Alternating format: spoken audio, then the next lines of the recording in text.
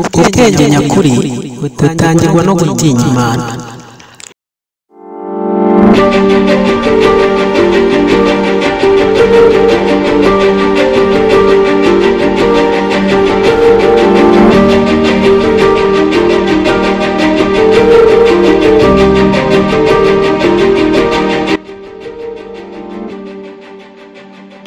Muraho neza nshuti zacu, murakaza neza ku magambo y'ubwenge, icyiciro cyacu cya mbere.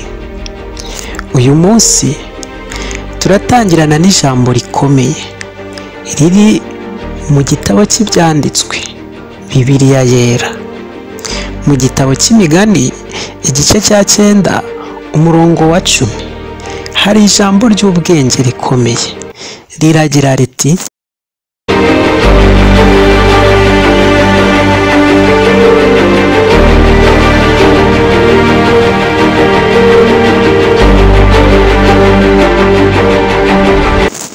kubaha Uwiteka ni ishingiro ry'ubwenge, kandi kumenya Uwiteka ni ubuhanga.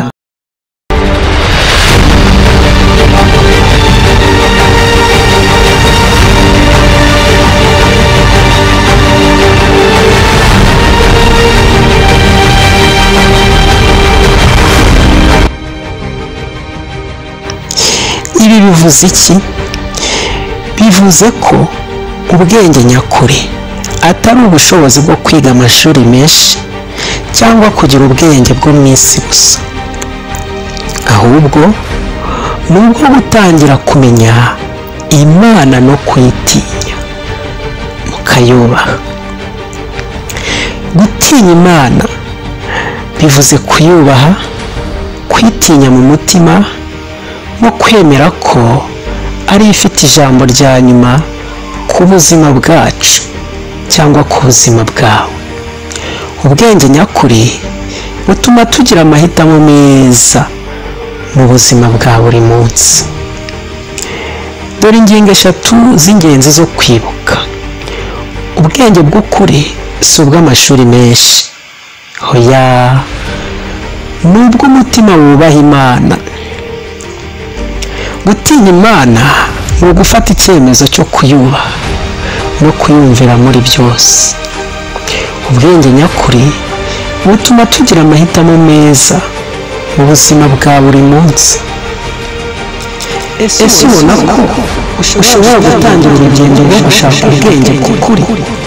Tangira usaba Imana ikwereka inzira, tangira usome ijambo ryayo, tangira usenge bikuvuye ku mutima. Ubuzima bwawe buzuzurwa n'ubwenge buva ku Mana. Isengesho.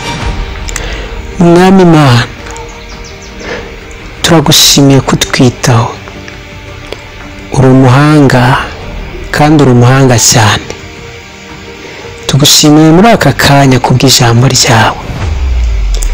Turagusabye kugira ngo duhe kugira ubwenge nyakuri, ubwenge buturuka kuri wowe, atari ubwenge butangwa n'isi. Ubwenge bw'isi burashukana, ubwenge bw'isi buta abantu mu mpanga bukabashora gehinomu, kandi ubwenge bwawe butangirira ku gutinya izina ryawe no kugendera mu nzira zawe. Turagusabye ngo twiyobore, uyobore abashaka ubwenge nyakuri, ubafashe kubugeraho binyuze mu kumutinya ndetse no mu kukubaha. Mu izina ryawe ryera Yesu, amen. Niba uyu muburo wakugiriye akamaro, kanda like, subscribe kandi usangize n'abandi. Twongere duhure ubutaha mu gace ka 2 k'amagambo y'ubwenge, kandi wibuke, ubwenge nyakuri butangirwa no gutinya Imana. Naho ubutaha.